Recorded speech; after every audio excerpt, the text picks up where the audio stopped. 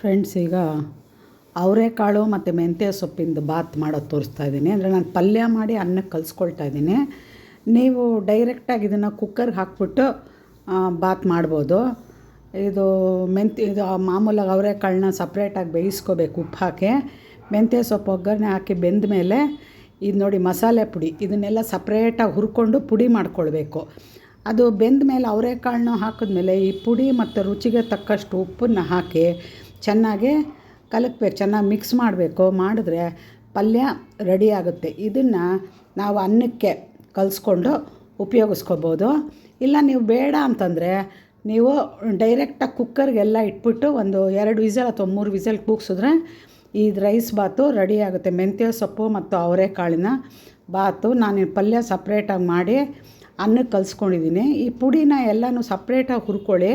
ಮತ್ತು ಇದು ನೀವು ಮಾಡಿ ಇಟ್ಕೊಂಡ್ರೆ ಎಲ್ಲ ಒಂದು ರೈಸ್ ಬಾತುಗಳು ಕೂಡ ಇದನ್ನು ನಾವು ಉಪಯೋಗಿಸ್ಕೋಬೋದು. ಎಲ್ಲ ಸಪ್ರೇಟಾಗಿ ಹುರಿದಿಟ್ಕೊಂಡು ಪುಡಿ ಮಾಡಿ ಇಟ್ಕೊಂಡ್ರೆ ನೀವು ಬೇಕಾದಾಗ ಉಪಯೋಗಿಸ್ಬೋದು.